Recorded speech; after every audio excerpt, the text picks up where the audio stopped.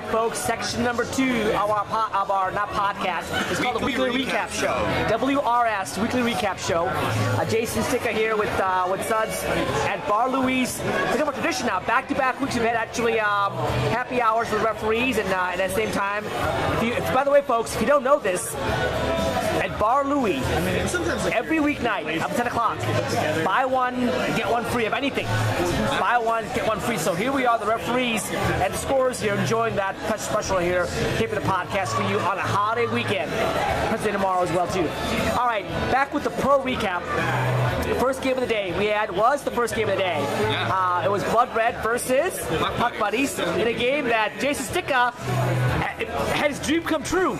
Jason has dreamed of being the goaltender for Puck Buddies, and today he wakes up and he's in nets for the Puck Buddies. How'd that happen? When did that become a dream for me? I'm guessing it was a dream for you. Whatever. I come prepared to score that game, and then, you know, all of a sudden there's a rush to find a goalie, and they said, "Can you play for us?" I said, "Yeah, sure, why not?" And Jason, actually, you know, and honestly, you played very well. Thank you. You had some great saves. You were a good position as well, too. Only give up one goal on 11 or 12 shots. I think it was 12 shots. Was it? I thought it was like 14 or something. Okay, yeah, it was like, I don't know what the numbers, but he only gave up one goal on either 11 or 14 shots. It was a good goal. It was a good centering pass that just beat. Puck Buddies basically played to hold the fort down for the first period. They had one sub. They had two female players playing forward. They had two guys playing D. And Jason Sticka was like, "We're going to help you, Jason." They were outshot like 14-1 in the first period. And at the end of the first period, it was a 1-1 tie. So great job.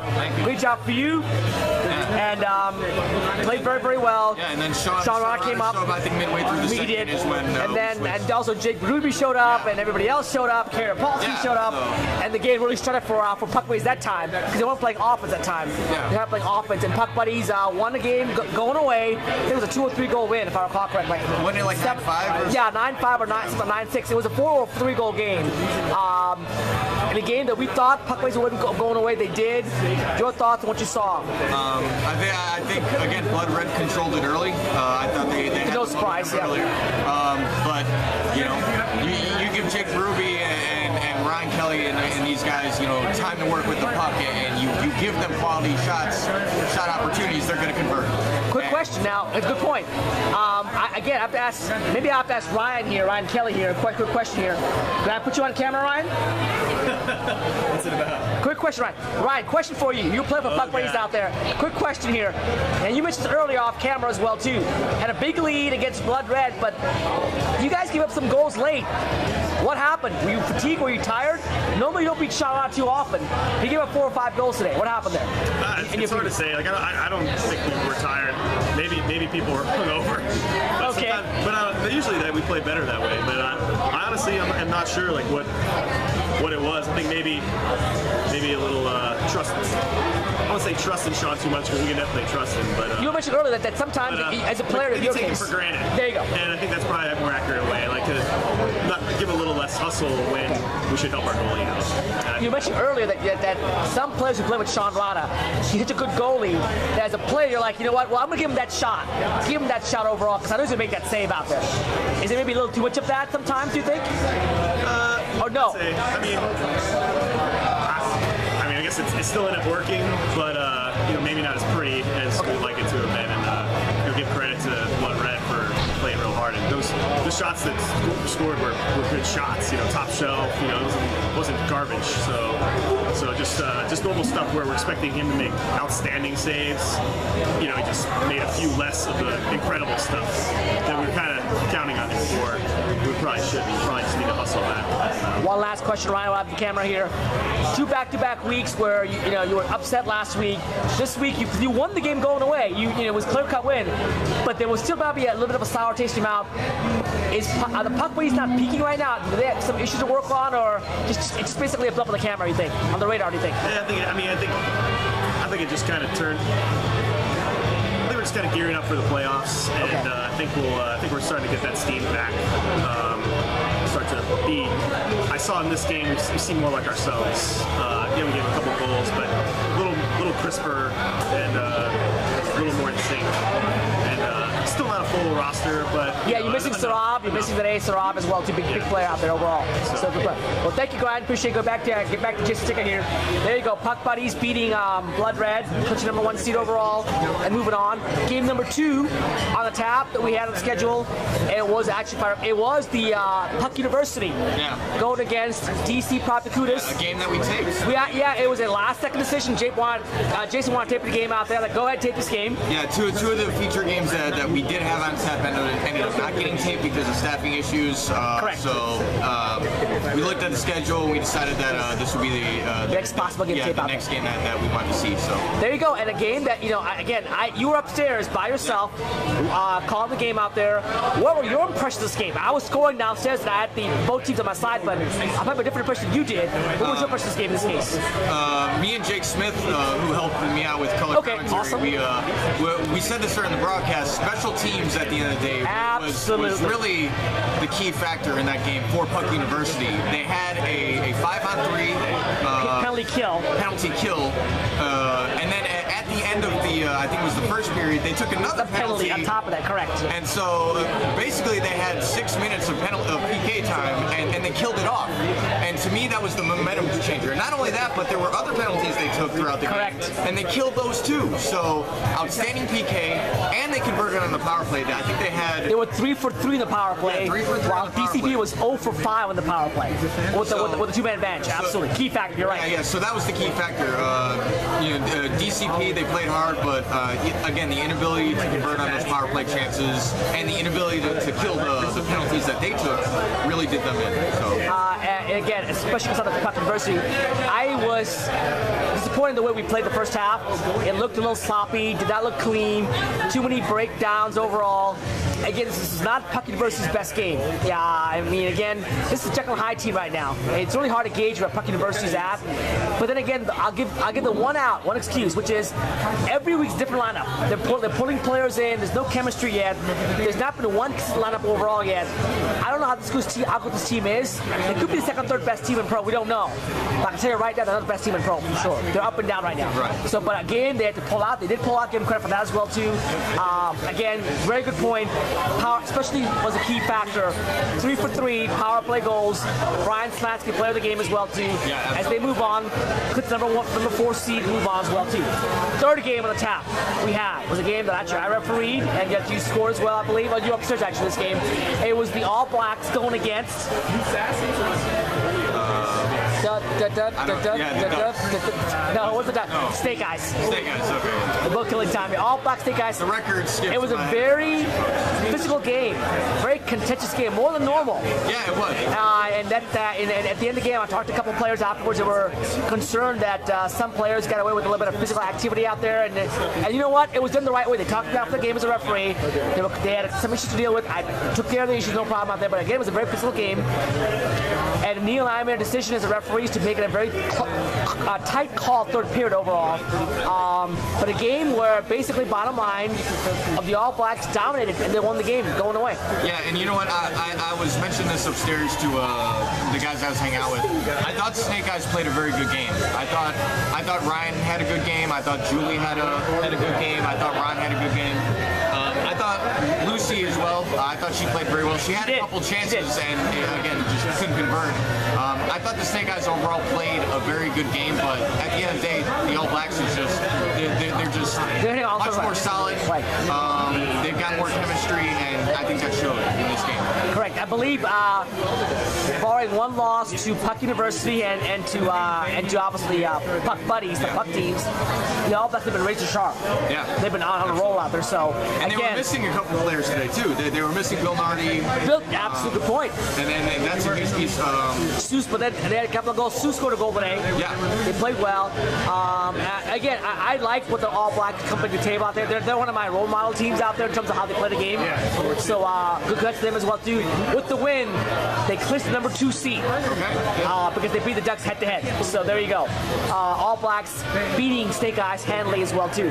With the loss, Snake Eyes on the number 8 seed, they're going to play Puck Buddies as the number 1 seed next week. That's a tough draw. Tough draw, very tough draw as well too. Game number 4 on the Pro Rec schedule. It was Funkmaster against the Ducks. Yeah. In a game that there was seeding involved as well too. Funkmasters need to win this game to move to number 5 seed seed possibly. Ducks had to win or get a top point to get to clinch the number 3 seed, and the Ducks won going away. Yeah. But at least 2 or 3 goals, if I recall correctly out there. Right. Your thoughts on this game? Funkmaster played again, I think Funkmaster played well. The shots were about even, actually. If I remember correctly, Funks outshot Ducks by 1 goal, but Ducks had more quality chances. Chris Calder had a goal in there. A couple other players, too, just stepping up to the plate. And really, I thought the Ducks' passing was more crisp than the Funks were, and I thought that was the difference. But at the end of the day, I thought Funks played them tough, and they just didn't have as many quality chances. One comment in this game. The Ducks, to me, are probably the closest team in terms of raw finesse talent to puck buddies than anybody else. Yeah. They've got Chris Calendar, they got Josh Brooks, they got James Miles, they have Richard Ellis now coming back, Luke Taylor. They have 5 scorers.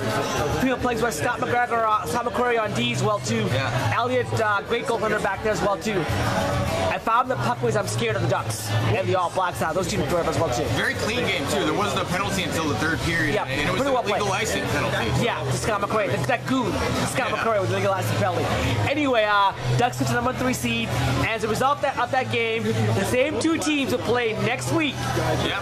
Number 3 seed Ducks, Rematch. number 6 seed Funkmaster Ducks, which means the 4-5 game will be Blood Red versus Puck University. Blood Red being the 5 seed, Puck University being the 4 seed. Now, a quick segment here, a quick buy-sell segment here. Okay. All right, 1-8 game is Puck Buddies and Snake Eyes. 2-7 game is the All Blacks and DCP. 3-6 game is going to be Ducks, Puck Masters. 4-5 game, Puck University and Blood Red. Which one of those 4 games is there the most likelihood of being an upset there, do you think? Of those 5 games, 4 games, which one would you not be surprised to see an upset there? I think the 4 or 5 seed, I agree. the Blood Red game. I mean, I think the other games, I see the higher seed winning handily in the other games, but that 4 or 5 seed game, I think Blood Red and Puck U are very close together, especially if they bring their full rosters. Absolutely. I think they're very evenly matched. I agree with you completely. Again, I'm not a homer.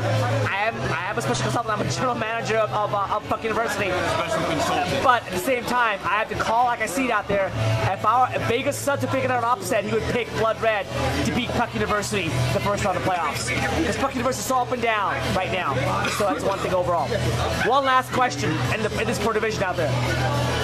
I want you to tell me why Puck Buddies are going to win and be a 3-time DCHL Cup Rec champions. This playoff starts next week.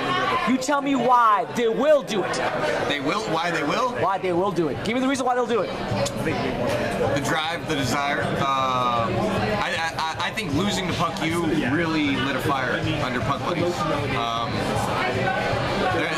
They're out for it. They're out for blood. Not blood, but they're out for another cup. And anytime you have Jake Ruby on your side and you have Sean Rada in net, I wouldn't bet against them. I really wouldn't. Now here, I'm going to tell you why Puck University Puck Buddies will not repeat. Okay. My reasoning, my defense is Puck Buddies are a finesse team. Any team that forechecks, plays defense, and makes them run the entire court. I love the Puck Buddies defense. Don't get me wrong, they play very, very well. But I think a team that plays physical hockey, makes them forecheck and backcheck, has a chance to beat Puck Buddies. But we've seen Puck Buddies this season adjust their game and able to play a more defensively, Have they? All Blacks style game against the All Blacks. Yes, but that was one game. But you know what? They have a history of I'm saying if they lose, this is the weakness. Their weakness is they're a finesse team. They don't forecheck as much. They don't forecheck, and they don't play physical D's much. I don't think you give them enough credit. No, I don't think you give them enough credit. Okay, I'm going to bring Ryan Kelly here as well too. Ryan Kelly, one more time. Debate here. One quick tell, Ryan Kelly. Debate here on how Puck Buddies may not repeat. What will be the Achilles heel of Puck if they don't repeat? Do you think? What will be the what? The Achilles heel. One way you can beat the Puck Buddies. And I'm contending the fact that Puck Buddies are more of a finesse team than a grind team. If you're forced to play a grind forecheck game, you have a chance to beat them, in my opinion. Do you agree, disagree? If you don't agree, what do you think is the one area you get exposed to Puck Buddies on? It's hard to say. I mean, I think I think it's kind of like any given Sunday. Sometimes one team will really show up and play up to us, and not that we're so great or anything, but I think there's not really a big any particular weakness. So question, put the spot here. Can you guys forecheck? I mean, are you not more of a run and gun and transition game? Not really a forecheck team, are you? Do you think you are? Maybe I could be wrong. Maybe that's an area that needs improvement. Okay. And I think a few times we've had to, I find myself, we were real short-staffed, conserving energy. Okay. And sacrificing the forecheck for better or worse. You have to, yeah, absolutely. To kind of keep being able to play the whole game. But, which again, if we have a full roster, it kind of opens that up. Not that necessarily will change things. It just, I think... well, I have this question for you. Put it this way. You are coaching against puck buddies. What's the one area you would say, this is how you beat this team? What's the one weakness they have that you want to expose right now on camera? I feel... I'm putting you on the spot here. You can decline to answer the question if you want to, but what do you think is the one area you can focus on as an opponent on the puck buddies? Depth, playing style, defense, goaltending. What is there an area you can focus on? Do you think? Give me something to work with. I don't know. It's really hard to say. I'd say just maybe I would say force us to play a different game, but again, like this season, we really had to play All Blacks in the way All Blacks play. Thank you. And it kind of, I was surprised that it worked, and maybe it wouldn't work again. Okay. But I think we have the ability to adjust. Okay. So then that kind of. I like to think that we'd be able to adjust to those weaknesses depending on the other team's strengths. Would it be fair to say that the puck buddies have their full roster, that you guys can adapt to the game, but if you don't have a full roster, then people are one-dimensional? Is that fair to say that? Yeah, I think sometimes in a way people, not saying anything away from Jake, but I think without Jake, we're forced to play, we're forced to, again, rely on him less, and sometimes we flow better as a team, not just because he's got such wheels and cannon that sometimes I'm just no point running with him. He's gonna burn me. So I'll just try to crash the net, maybe get a rebound. But so sometimes today you actually played against Jake, actually. Yeah. Exhibition game. So that's how it works out overall for you. Mind you. Interesting. Yeah. All right, thanks, John. I appreciate the effort. Food's here for us. We're gonna go back and wrap up the segment here with Jessica here. There you go. And a quick prediction. Any upsets you predict in the quarterfinals next week? No, except what we just said. Blood Red and possibly winning. Yeah. Okay. So, awesome. Other than that. Awesome. Well, great. Thank you very much. We'll be back with the rec division wrap up here very shortly. Thanks so much.